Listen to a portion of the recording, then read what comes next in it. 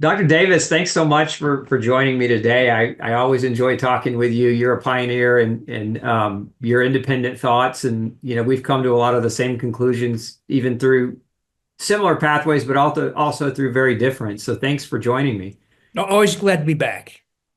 So I'd love to just dive into what you're doing right now. I've read and we've talked about historically the L. reuteri bacteria, and I just want to get an update from you because I know you've been for the last several years really diving into that topic and have found some interesting things. So love for you to share. It never ceases to amaze me the things this one microbe can do that virtually all of us have lost. So, as you recall, Lactobacillus reuteri is uniquely susceptible, as are many other Lactobacillus species, are susceptible to common antibiotics. It could have been an antibiotic someone took 20 years ago, 30 years ago for an upper respiratory infection or for a urinary tract infection. But that round of antibiotics or the 10 you've taken since killed off all the Lactobacillus reuteri. And this was, it's the first microbe I played with seriously, and it's probably by just sheer dumb luck, probably the most important. There are many important microbes, of course. You can't live with one microbe alone. You need thousands of different species. But this one has such a crucial role. It's clearly what's called a keystone species. That is, it's foundational. And restoring this one microbe that we've all lost encourages proliferation of numerous other species. But I think we're seeing two different things with the restoration of Reuteri, two general categories of benefits. One is it sends a signal to your brain once it takes up residence in your gastrointestinal tract, sends a signal to your brain to release the hormone oxytocin, which people often recognize as the hormone of love and empathy. So you do get an intensification of the feelings of affection for other people, of tolerance for people like their coworkers and their families better and their spouses better. People accept other people's opinions more readily. But I also call it the hormone of body composition because it reshapes your body. You get a restoration of youthful muscle and selective loss of abdominal fat, for instance. So there's that collection of effects. But there's another aspect of Reuteri that's proven to be very interesting beyond just provocation of oxytocin, and that is it takes up residence in the small intestine where it produces what are called bacteriocins, natural antibiotics effective in killing fecal microbe. Now, that's important because half the US population has allowed the excessive proliferation of fecal microbes. These are species like E. coli and Salmonella and Klebsiella. So those microbes have overproliferated and then remarkably ascended into the 24 feet of small intestine. Small intestine is ill-equipped to deal with that.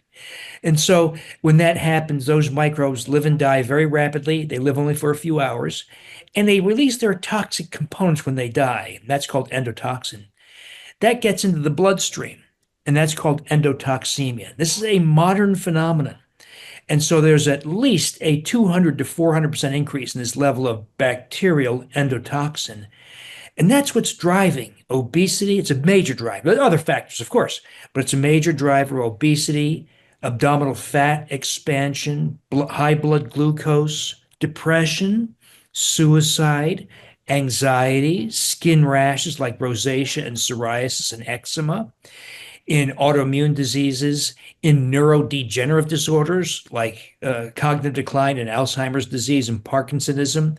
In other words, all these modern common conditions were either initiated or made worse by this process that begins with microbes in the small intestine. And Reuteri is a big first step in pushing them back.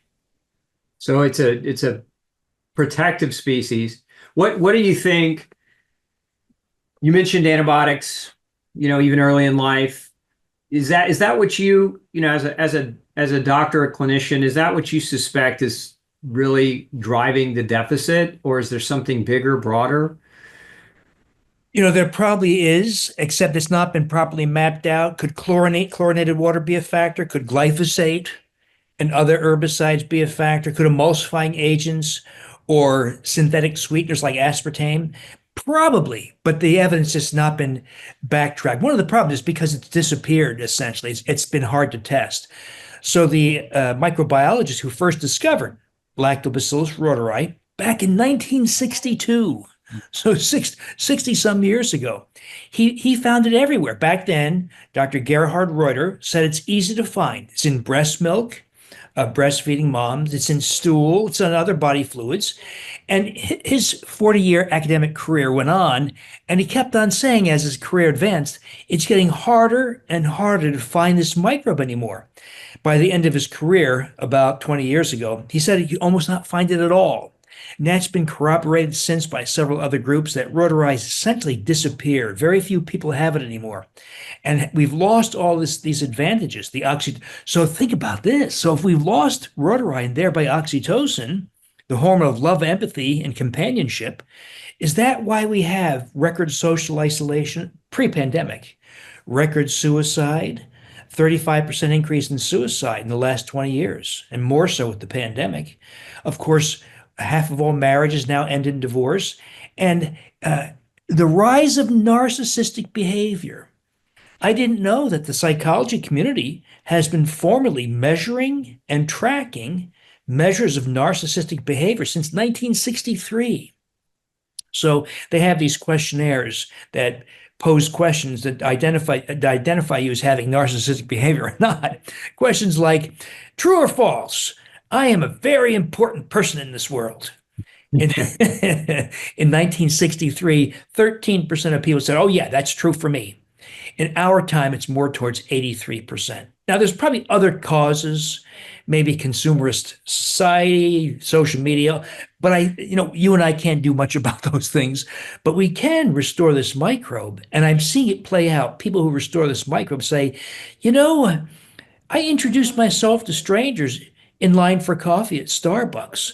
I like my coworkers, but yeah, they annoy me. But you know what? I accept their behavior. Or, I find that even if somebody has an opinion different than mine, I say, I understand why you see that. I don't agree, but I understand. And so I'm seeing a shift in behavior. I had a doctor recently say to me, he said, you know what? My wife says to me, what's going on with you? You're always asking me for hugs. And he says, he needs her companionship. He needs her closeness. And I'm seeing this play out in real life. So, for me, yeah, it's great. All the effects of Reuteri, reduction endotoxemia, restoration, youthful musculature, smoother skin. The ladies love that. Increased libido, a restoration of youthful vaginal moisture, a rise in testosterone in the guys. Those are all great things. But I think the most important thing that comes out of all this is the increase in empathy and generosity. Yeah, especially in today's world, it's become so polarized. It's the message has been tolerance with an intolerant attitude if you're not. And so it's really been a strange last 10 to 15 years, probably even a little bit longer than that. So you're seeing these things clinically. So let's back up a minute because you've said a lot of things. Are you seeing these changes in your own? Because I know you're not in private practice anymore. But you're doing some or attempting to do some research and working with some individuals, correct? Like you, I have a large audience and I interact with them. For instance, every Wednesday night, I have a 2-hour Zoom. And we talk about these kinds of things and we get lots of great feedback. And there's a larger audience, of course, who shares their experiences. And we are seeing these things play out on a large scale. But I think we could take it farther because even though there's a lot of people in my audience and your audience, there's still lots of people who've never heard any of these things, but who could benefit hugely. I think of all the people who are struggling with anxiety, unhappiness, lack of well-being, low self-esteem, self-hate, hatred. By the way, so even beyond Reuteri, one of the things I'm seeing is SIBO, small intestinal bacterial overgrowth, small intestinal fungal overgrowth, also epidemic. Both of those things are wildly epidemic. And they're major drivers of anger, frustration, hatred. I've seen it play out. This is not well documented, by the way, in the science, but I see it play out. Someone will say, you know what? I hate my life. I hate my spouse. I hate my family. I hate my coworker. They're filled with hate and anger. And I see it recede. by addressing the microbiome. You know what? If you had said to me 20 years ago, hey, Bill, I think you get a lot of mileage at addressing people's microbiome because all the angry, dissatisfied people in the world would get better. I'd say, I don't think so. I think so now.